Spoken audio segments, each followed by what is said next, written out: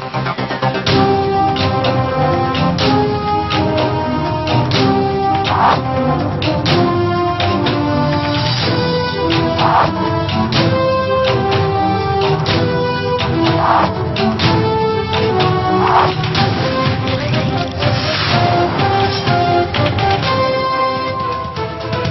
நமது கேப்டன் தொலைக்காட்சியின் மாலை செய்திகளை வழங்குவதற்காக உமா சிவகுமார். முக்கிய செய்திகள். தேசிய விருது பெற்ற சாதனையாளர்களுக்கு தேமுதிக தலைவர் கேப்டன் விஜயகாந்த் வாழ்த்து. வீரர் வீராங்கனைகளை மேலும் சிறந்து விளங்க விருதுகள் ஊக்கமாக அமையும் எனவும் கருத்து.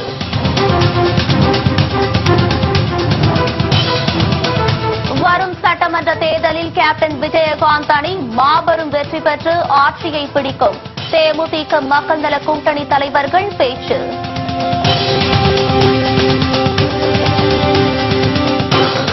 அதிமுக அரசு பொருளாதாரம் உள்பட அனைத்து துறைகளிலும் தோல்வி அடைந்துவிட்டது.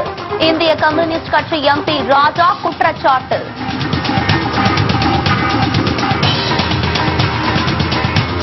உத்தரகாண்டில் குடியரசுத் தலைவர் ஆட்சி பிரகடனப்படுத்தியதற்கு இடைக்கால தடை. மார்ச் 31ஆம் தேதி பெரும்பான்மை பலத்தை நிரூபிக்க காங்கிரஸ் கட்சிக்கு உயர்நீதிமன்றம் உத்தரவு.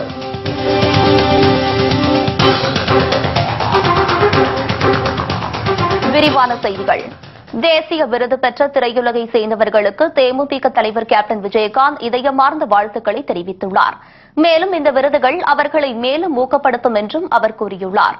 இது தொடர்பாக அவர் வெளியிட்டுள்ள வாழ்த்து செய்தியில், தமிழகத்தை சேர்ந்த விஞ்ஞானியும் மறைந்த டாக்டர் அப்துல் கலாமின் வழித்தோன்றலாகவும் கருதப்படுகின்ற விஞ்ஞானி மயில்சாமி அண்ணாதுரைக்கு பத்மஸ்ரீ விருது வழங்கப்பட்டிருப்பதைக் கண்டு மிகுந்த மகிழ்ச்சி அடைகிறேன் என்று கூறியுள்ளார். 34 ஆண்டுகளாக விஞ்ஞானத் துறையில் தொடர்ந்து ஈடுபட்டு வரும் அவரது அயராத முயற்சிக்கு கிடைத்த அங்கீகாரம்தான் இந்த விருது என்றும் அவருக்கு தனது மனமார்ந்த வாழ்த்துக்களை தெரிவித்துக் கொள்கிறேன் என்றும் கேப்டன் குறிப்பிட்டுள்ளார். இந்தியாவின் 63வது தேசிய திரைப்பட விருதுகள் அறிவிக்கப்பட்டுள்ளதாக கூறியுள்ள கேப்டன், சிறந்த தமிழ் திரைப்படத்திற்கான விருது விசாரணை படத்திற்கு அறிவிக்கப்பட்டிருக்கிறது என்றும், விசாரணை திரைப்பட குழுவுக்கும் சிறந்த பின்னணி இசையமைப்பாளருக்கான விருது இசைஞானி இளையராஜாவுக்கும், சிறந்த துணை நடிகருக்கான விருது இயக்குநர் சமுத்திரகனிக்கும், சிறந்த நடிகைக்கான சிறப்பு விருதாக இறுதி சுற்று படத்தில் நடித்த நடிகை ரித்திகா சிங்குக்கும் அறிவிக்கப்பட்டுள்ளதை அறிந்து மிக்க மகிழ்ச்சி அடைந்தேன் என்று கேப்டன் தெரிவித்துள்ளார். சிறந்த திரைப்படமாக தேர்ந்தெடுக்கப்பட்டிருக்கும் பாகுபலி படக்குழுவினர் அனைவருக்கும் தனது மனமார்ந்த வாழ்த்துக்களை கேப்டன் தெரிவித்துக் கொண்டுள்ளார். இத்துடன் சிறந்த எடிட்டருக்கான விருது மறைந்த கிஷோருக்கு அறிவிக்கப்பட்டுள்ளது. அவர் நம்மிடையே இல்லை என்றாலும் அவரது குடும்பத்தாரின் மன காயத்திற்கு இந்த விருது ஒரு மருந்தாக அமையும் என்று தாம் நம்புவதாக கேப்டன் விஜயகாந்த் கூறியுள்ளார். இதேபோல் இந்தி திரையுலகின் மூத்த நடிகரான அமிதாப் பச்சனுக்கும், சிறந்த நடிகைக்கான விருது கங்கனா ரணாவத்திற்கும், சிறந்த தேசிய ஒருமைப்பாட்டிற்கான நர்கிஸ் தத் விருது நானக் ஷா பகீர் என்ற படத்திற்கும், சிறந்த சமூக படத்திற்கான விருது நிர்ணயகம் படத்திற்கும் அறிவிக்கப்பட்டுள்ளதை சுட்டிக்காட்டியுள்ள கேப்டன், இந்த திரைப்படங்களில் உழைத்த படக்குழுவினருக்கு தனது இதயம் கனிந்த வாழ்த்துக்களை தெரிவித்துள்ளார். மேலும் விளையாட்டுத் துறையை சேர்ந்த இந்திய பேட்மிண்டன் வீராங்கனை சாய்னா நேவாலுக்கு பத்ம பூஷன் விருதும், வில்வித்தை வீராங்கனை தீபிகா குமாரிக்கு பத்மஸ்ரீ விருதையும் வழங்கியிருப்பதை அறிந்து தான் மகிழ்ச்சி அடைவதாக கூறியுள்ளார். விளையாட்டுத் துறையில் இவர்கள் மென்மேலும் சிறந்து விளங்க இந்த விருதுகள் ஒரு ஊக்கமாக அமையும் என்று கருதுவதாக கூறியுள்ள கேப்டன் விஜயகாந்த் அவர்களுக்கு இதயமார்ந்த வாழ்த்துக்களை தனது அறிக்கையின் மூலம் தெரிவித்துள்ளார். திருச்சி மாநகராட்சியில் இன்னும் சிறிது நேரத்தில் துவங்க உள்ள தேமுதிக தேர்தல் அறிக்கை விளக்க பொதுக்கூட்டத்தில் திருமதி பிரேமலதா விஜயகாந்த் கலந்து கொண்டு சிறப்புரையாற்ற உள்ளார். இதற்கான ஏற்பாடுகளில் கேப்டன் விஜயகாந்த் அணியினர் மும்முரமாக ஈடுபட்டு வருகின்றனர். இதுகுறித்து நமது செய்தியாளர் தீபன் அங்கிருந்து தரும் நேரடி தகவல்களை தற்போது பார்க்கலாம். வணக்கம் தீபன், உங்களுடைய தகவல்களை சொல்லுங்க. வணக்கம் உமா. தேமுதிகவின் தேர்தல் அறிக்கை விளக்க பொதுக்கூட்டத்தின் 5வது நாள் பொதுக்கூட்டம் இன்று திருச்சி மாநிலம் நடைபெற இருக்கிறது. குறிப்பாக நடைபெற இருக்கின்ற 2016 சட்டமன்ற பொதுத் தேர்தலை முன்னிட்டு தேசிய முற்போக்கு திராவிட கழகம் சார்பில் அதன் தேர்தல் அறிக்கை இதுவரை 2 கட்டங்களாக வெளியிடப்பட்டன. அதில் பல சிறப்பம்சங்கள் இடம்பெற்றிருந்தன. குறிப்பாக விவசாயிகள் நலன், பெண்கள் முன்னேற்றம், சமூக மேம்பாடு, ஊழல் ஒழிப்பு, விலைவாசி குறைப்பு உள்ளிட்ட பல சிறப்பம்சங்கள் இடம்பெற்றிருந்தன. இந்த தேர்தல் அறிக்கையை பொதுமக்களுக்கு எடுத்து செல்லும் விதமாக தமிழகத்தில் உள்ள அனைத்து மாநகராட்சிகளிலும் இந்த தேர்தல் அறிக்கை விளக்க பொதுக்கூட்டம் நடைபெறும் என்று அறிவிக்கப்பட்டிருந்தது. அதன் அடிப்படையில் இதுவரை 4 பொதுக்கூட்டம் நடைபெற்றிருக்கின்றன. அதாவது திருநெல்வேலி, தூத்துக்குடி, இது மட்டுமல்லாமல் தஞ்சாவூர், மதுரை ஆகிய 4 மாநகராட்சிகளில் இந்த பொதுக்கூட்டம் பிரம்மாண்டம் நடைபெற்று முடிந்தது. இதனையடுத்து தற்பொழுது 5வது நாள் இன்று தற்பொழுது திருச்சி மாநகரில் இன்னும் சற்று நேரத்தில் தொடங்க இருக்கிறது. இதற்கான ஏற்பாடுகள் தற்பொழுது தயார் நிலையில் இருக்கின்றன. இன்னும் சரியாக சுமார் ஒரு அரை மணி நேரத்திற்குள்ளாகவே இந்த பொதுக்கூட்டம் துவங்கிவிடும். இது திருமதி பிரேமலதா விஜயகாந்த் அவர்கள் கலந்து கொண்டு சிறப்புரையாற்ற இருக்கிறார். தற்பொழுது இதற்கான ஆதரவு பெருத்துள்ளது. குறிப்பாக ஏற்கனவே தேமுதிகவும் மக்கள் நல கூட்டணியும் இணைந்து கேப்டன் விஜயகாந்த் அணி என்ற அணியை உருவாகி இருப்பதால் தற்பொழுது இந்த கூட்டணிக்கு ஆதரவு வலுத்துள்ளது. எனவே தற்போது இளைஞர்கள், இது மட்டுமல்லாமல் முதல் முறை வாக்காளர்கள், பெண்கள் என அனைத்து தரப்பு வாக்காளர்களும் இந்த கூட்டணி கவர்ந்துள்ளது.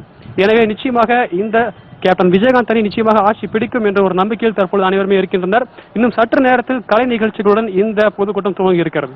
உங்களுடைய விரிவான தகவலுக்கு நன்றி தீபன்.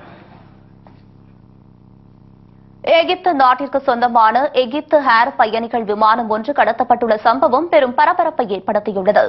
அலெக்சாண்டரியாவில் இருந்து விமானம் ஒன்று கெய்ரோவுக்கு சென்று கொண்டிருந்த போது கடத்தப்பட்டதாக தகவல்கள் தெரிவிக்கின்றன. கடத்தப்பட்ட விமானத்தில் 80 பயணிகள் இருந்ததாக கூறப்படுகிறது. விமானத்திற்குள் இருந்த மர்ம நபர் பைலட்டை மிரட்டி பயணிகள் விமானத்தை சப்ரஸ் நாட்டில் தரையிறக்கியுள்ளதாக தகவல்கள் தெரிவிக்கின்றன. விமானத்திற்குள் இருக்கும் கடத்தல்காரர் வெடிகுண்டை தனது உடலில் கட்டியிருப்பதாக தகவல் வெளியாகியுள்ளது. கடத்தப்பட்ட விமானத்தில் இருந்து பெண்கள் மற்றும் குழந்தைகள் விடுவிக்கப்பட்டுள்ளனர். இவர்கள் விடுவிக்கப்பட்ட பின்னர் விமானத்தில் தற்போது 63 பேர் உள்ளதாக தகவல்கள் தெரிவிக்கின்றன. பயணிகள் விமானத்தை கடத்தி சென்றதற்கு இதுவரை எந்த ஒரு அமைப்பும் பொறுப்பேற்கவில்லை. கடத்தப்பட்ட விமானம் எகிப்து ஏர்வேஸ் நிறுவனத்திற்கு சொந்தமானதாகும். ISIS தீவிரவாதிகள் விமானத்தை கடத்தியிருக்கலாம் என்று எகிப்து அதிகாரிகள் சந்தேகிக்கின்றனர். மேலும் எகிப்துக்குள் செயல்படும் தீவிரவாத அமைப்பும் கடத்தியிருக்க வாய்ப்பிருப்பதாக கருதப்படுகிறது. அதிமுக அரசு பொருளாதாரம் உள்பட அனைத்து துறைகளிலும் தோல்வியடைந்து விட்டது என்று இந்திய கம்யூனிஸ்ட் கட்சியின் MP ராஜா குற்றம் சாட்டியுள்ளார். மாநில உரிமையாளர்களை மீட்க அதிமுக அரசு கண்டுகொள்ளவே இல்லை என்றும் அவர் புகார் தெரிவித்தார். அதிமுக திமுகவுக்கு மாற்றாக அமைந்துள்ள தேமுதிக மக்கள் நல கூட்டணி மக்களிடத்தில் அமோக ஆதரவை பெற்று வருவதாகவும் அவர் கூறியுள்ளார். ஒரு மாநில அரசு என்கிற முறையில் இன்றைக்கு மத்திய ஆட்சியோடு எங்களுடைய உரிமைகள், இந்த உரிமைகள் இன்றைக்கு காப்பாற்றப்பட வேண்டும் என்று அனைத்து அரசியல் கட்சிகளையும் இணைத்து மக்கள் கருத்தினுடைய அடிப்படையில் இந்த மாநில அரசு செயல்பட்டதா என்றால் இல்லை என்பதுதான் பதில். தமிழ்நாட்டினுடைய பொருளாதாரத்தை வலுப்படுத்துவதில் தவறி இருக்கிறது, தோற்று இருக்கிறது என்பதை பார்க்க வேண்டும். இன்றைக்கு தமிழ்நாட்டினுடைய பொருளாதாரம் என்று சொன்னால் கடன் இன்றைக்கு தமிழ்நாட்டின் பொருளாதாரத்தில் ஒரு பெரும் பிரச்சனையாக மாறி இருக்கிறது. அரசு கடன் என்பது ஒரு பெரும் பிரச்சனையாக இருக்கிறது. இன்னொன்று, வேலையில்லா திண்டாட்டம் தமிழ்நாட்டில் ஒரு பெரும் பிரச்சனையாக மாறி இருக்கிறது. இதற்கெல்லாம் மாநில அரசு பொறுப்பினை எடுக்க வேண்டும். மாநில அரசு தவறி இருக்கிறது. இன்றைக்கு தமிழ்நாட்டில் விவசாயிகள் தற்கொலை நடைபெறுகிறது. மாநில அரசு பொறுப்பெடுக்க வேண்டும். இன்றைக்கு தமிழ்நாட்டில் சமூக நல்லிணக்கம் கெட்டிருக்கிறது. ஆனர் கில்லிங் என்ற பெயரால் இன்றைக்கு கொலைகள் நடைபெறுகின்றன. இது தமிழ்நாட்டிற்கே ஒரு பெரும் அவமானமாக மாறி இருக்கிறது. திராவிட முன்னேற்ற கழகம், அனைத்து இந்திய அண்ணா திராவிட முன்னேற்ற கழகம் என்ற இந்த கட்சிகளின் ஆட்சிகளுக்கு மாற்றாக தேசிய முற்போக்கு திராவிட கழகம், மக்கள் நல கூட்டணி இணைந்து ஒரு அணி உருவாகி இருக்கிறார். தேசிய முற்போக்கு திராவிட கழகம் மக்கள் நல கூட்டணியை எதிர்த்துதான் இன்றைக்கு பலரும் பேச தொடங்கி இருக்கிறார்கள். அதுவே இந்த அணி மக்கள் நம்பிக்கையை பெற்ற, மக்களுக்கு நம்பிக்கையூட்டுகிற அணியாக இன்றைக்கு மாறி இருக்கிறது என்பதை காட்டுகிறது. மக்கள் உண்மையில் ஒரு மாற்று அரசியலை எதிர்பார்க்கிறார்கள், விரும்புகிறார்கள் என்ற முறையில் இந்த அணியை மக்கள் ஆதரிக்க தொடங்கி இருக்கிறார்கள். உத்தரகாண்ட் மாநிலத்தில் குடியரசுத் தலைவர் ஆட்சி பிரகடனப்படுத்தியதற்கு இடைக்கால தடை விதித்து அம்மாநில உயர்நீதிமன்றம் உத்தரவிட்டுள்ளது. உத்தரகாண்ட் ஹரிஷ் ராவத் தலைமையிலான காங்கிரஸ் அரசுக்கு எதிராக 9 சட்டமன்ற உறுப்பினர்கள் போர்க்கொடி உயர்த்தினர். இதையடுத்து நேற்று பேரவையில் பெரும்பான்மை பலத்தை நிரூபிக்க ஹரிஷ் ராவத்திற்கு மாநில ஆளுநர் உத்தரவிட்டிருந்தார். ஆனால் மார்ச் 27ஆம் தேதியே உத்தரகாண்டில் குடியரசுத் தலைவர் ஆட்சி பிரகடனப்படுத்தப்பட்டது. ஆனால் மத்திய அரசின் பரிந்துரையை எதிர்த்து மாநில உயர்நீதிமன்றத்தில் முதலமைச்சர் ஹரிஷ் ராவத் வழக்கு தொடர்ந்தார். காங்கிரஸ் கட்சிக்கு பெரும்பான்மை பலம் இருப்பதாக ராவத் தரப்பில் வாதிடப்பட்டது. இதையடுத்து குடியரசுத் தலைவர் ஆட்சிக்கு இடைக்கால தடை விதித்த உயர்நீதிமன்றம் மார்ச் 31ஆம் தேதி பெரும்பான்மை பலத்தை நிரூபிக்க ஹரிஷ் ராவத்திற்கு உத்தரவிட்டது. சென்னை அருகே வீட்டுமனை வாங்கித் தருவதாக கூறி போலி ஆவணம் 53 லட்சம் ரூபாய் மோசடி செய்த அதிமுக நகர செயலாளர் மீது நடவடிக்கை எடுக்க வேண்டும் என்று பாதிக்கப்பட்டவர்கள் புகார் தெரிவித்துள்ளனர். சென்னையை அடுத்த குன்றத்தூர் அதிமுக நகர செயலாளர் அலெக்சாண்டர் தமான் இந்த குற்றச்சாட்டிற்கு ஆளானவர் ஆவார். பனிச்சேரியில் உள்ள அரசு நிலத்தை காண்பித்து அதில் குறைந்த விலையில் வீட்டுமனை வாங்கித் தருவதாக கூறி 53 பேரிடம் தலா 1 லட்சம் ரூபாய் வசூல் செய்ததாக கூறப்படுகிறது. மேலும் போலி ஆவணம் தயாரித்து அவர்களுக்கு பட்டா வழங்கியதாக தெரிகிறது. இந்நிலையில் மோசடிக்கு ஆளான பாதிக்கப்பட்ட மக்கள் அதிமுக நகர செயலாளர் மீது நடவடிக்கை எடுக்க கோரி பாதிக்கப்பட்டவர்கள் புகார் அளித்துள்ளனர். மேலும் தங்கள் பணத்தை மீட்டுத் தரவும் அவர்கள் வலியுறுத்தியுள்ளனர். 2013 கொடுத்தது இன்ன வரல எந்த இடமும் கொடுக்கவும் வரல, எதுவும் செய்யவும் வரல.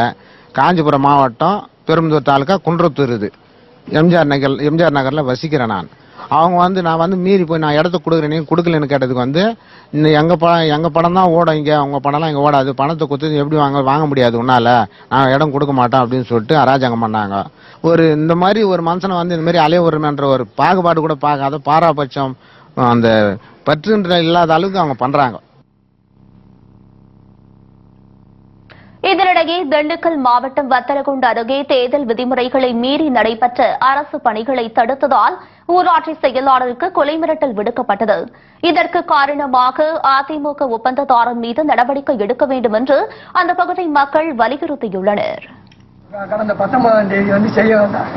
நாங்க தேர்தல் கமிஷனுக்கு எல்லாத்துக்கு சொல்லி நிறுத்திட்டோம்.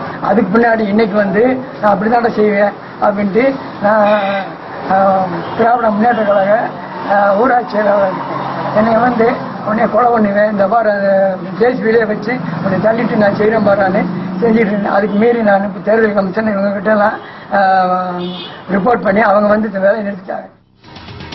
சிறிய இடைவேளைக்கு பிறகு செய்திகள் தொடரும். சட்டமன்ற தேர்தலில் கேப்டன் விஜயகாந்த் அணி மாபெரும் வெற்றி பெற்று ஆட்சியை கைப்பற்றும் என்று மக்கள் நல கூட்டணி தலைவர்கள் உறுதியுடன் தெரிவித்துள்ளனர். நெல்லை மாவட்டம் பாளையங்கோட்டையில் கேப்டன் விஜயகாந்த் அணியின் தேர்தல் பிரச்சார பொதுக்கூட்டம் பிரம்மாண்டமாக நடைபெற்றது.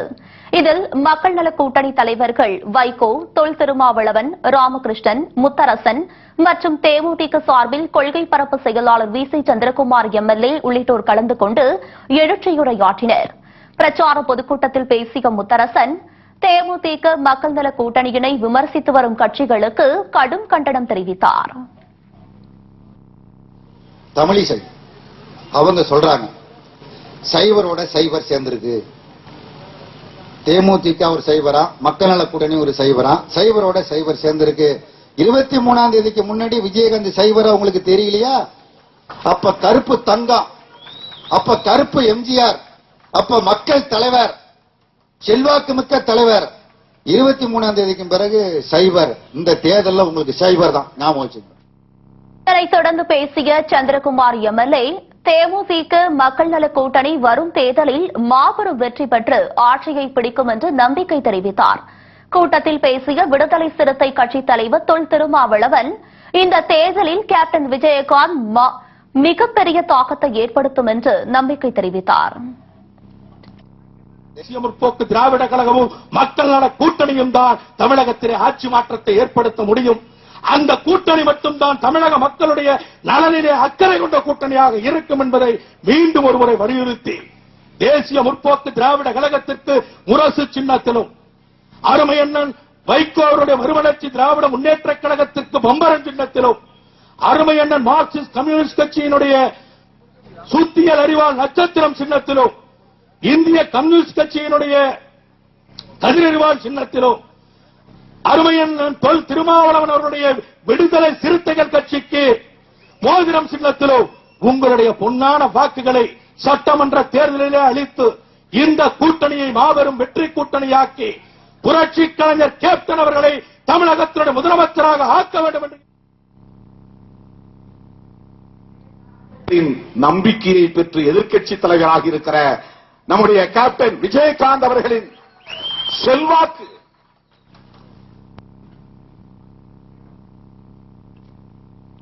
முன்னதாக விடுதலை சிறுத்தை கட்சிக்கு ஒதுக்கப்பட்டுள்ள மோதிரம் சின்னம் மக்கள் மத்தியில் சென்றடையும் வகையில் திருமாவளவனுக்கு மோதிரம் ஒன்றை மக்கள் நல கூட்டணி தலைவர்கள் அணிவித்து அறிமுகம் செய்து வைத்தனர். இன்றைக்கு தவிர்க்க முடியாத ஒரு சக்தியாக மக்களின் நம்பிக்கையை பெற்று எதிர்க்கட்சி தலைவராக இருக்கிற நம்முடைய கேப்டன் விஜயகாந்த் அவர்களின் செல்வாக்கு, அவருக்கு மக்களிடத்திலே இருக்கிற அந்த புகழ் தவிர்க்க முடியாத ஒரு சக்தியாக நிமிர்ந்து நிற்கிற அவரது ஆற்றல், மக்களால் அங்கீகரிக்கப்பட்ட ஒரு எதிர்க்கட்சி தலைவர், திமுகவுக்கும் அதிமுகவுக்கும் மாற்று என்கிற வகையில் ஒரு ஆற்றல் கொண்ட கட்சி தேசிய முற்போக்கு திராவிடர் கழகம். அவர் வெறுமனே பேரம் பேசக்கூடியவராக இருந்திருந்தால், அதற்கும் இதற்கும் ஆசைப்படக்கூடியவராக இருந்திருந்தால், பதவிதான் முக்கியம் பணம்தான் முக்கியம் என்று கருதி இருந்தால் எண்ணி பாருங்க, பாரதிய ஜனதாவோடு போவதுதான் அவருக்கு சரி பாதுகாப்பாக இருந்திருக்கும். அல்லது தமிழ்நாட்டில் ஒரு வலிமையான சக்தியாக இருக்கிற திமுகவோடு போவதுதானே சரியாக இருக்க முடியும். ஆனால் இரண்டும் வேண்டாம் என்று அவர் முடிவு எடுத்திருக்கிறார் என்று சொன்னால் அது எவ்வளவு பெரிய துணிச்சலான முடிவு எண்ணி பார்க்க வேண்டும். பாராட்ட வேண்டியவர்கள் விமர்சிக்கிறார்கள். தேமுதிக மக்கள் நல கூட்டணி ஆட்சி அமைந்தால்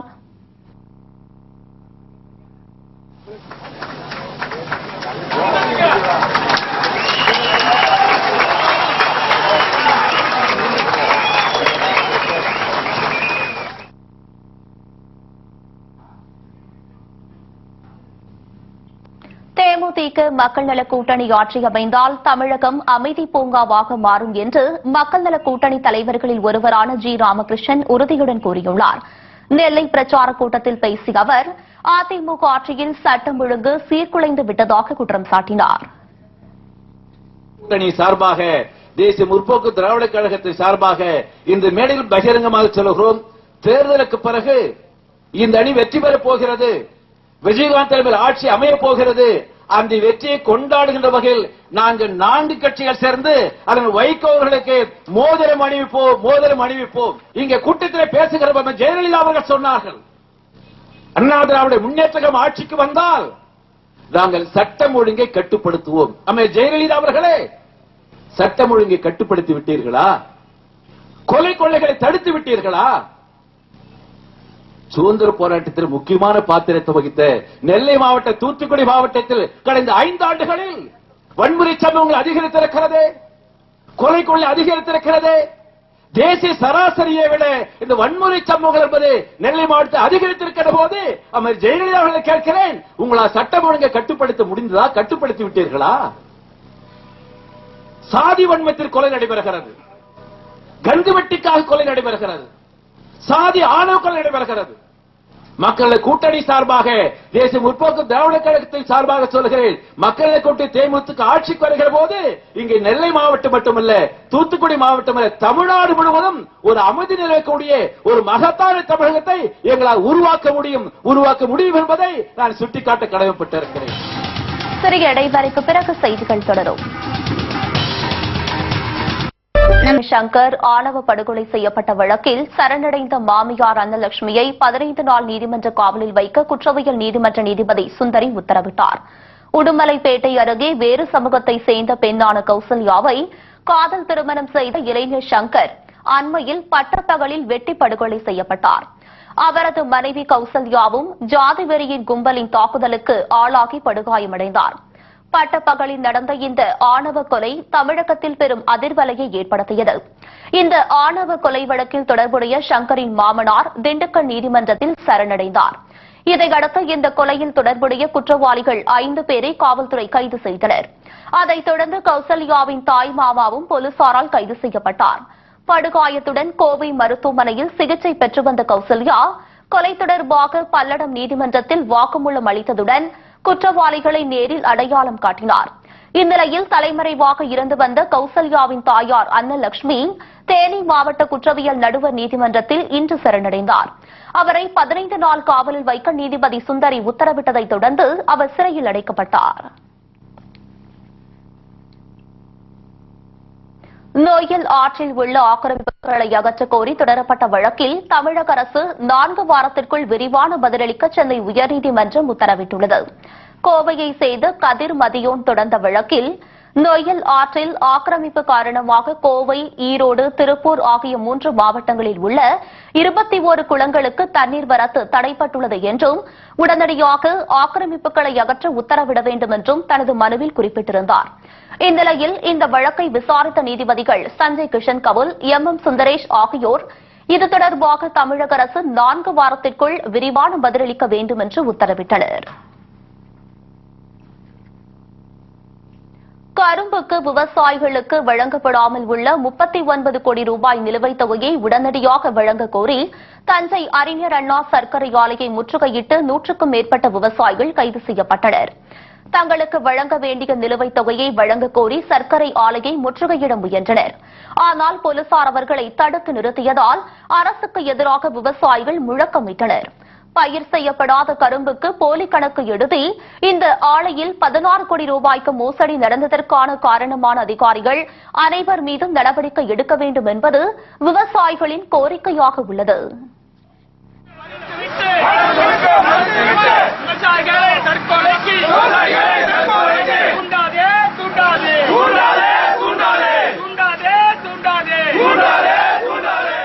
தமிழக அரசு விவசாயிகளுடைய பங்கோடு நடைபெறுகிற அறிஞர் அண்ணா சர்க்கரை ஆலை நிர்வாகம் நன்றாக நடைபெற்றிருந்த இந்த நிர்வாகம் கடந்த ஓராண்டு காலமாக ஊழல் முறைகேடுகளுக்கு தள்ளப்பட்டிருக்கிறது. ஆளுகிற தமிழக அரசு இதுவரையிலும் கண்டுகொள்ளவில்லை. தமிழக அரசு இந்த ஆண்டு 2850 ரூபாய் ஒரு டன்னுக்கு வழங்கியிருக்கிறது. ஆனால் அறிவிக்கப்பட்ட தொகை முழுமையும் வழங்கப்படாமல் கிட்டத்தட்ட 39 கோடி ரூபாயை விவசாயிகள் பணத்தை கொடுக்காமல் மறுத்து வருகிறது. இத்துடன் இந்த செய்தி தொகுப்பு நிறைவடைகிறது. உண்மை செய்திகளை உள்ளது உள்ளபடி உடனுக்குடன் தெரிந்து கொள்ள தொடர்ந்து இணைந்திருங்கள் நமது கேப்டன் நியூஸ் தொலைக்காட்சியுடன்.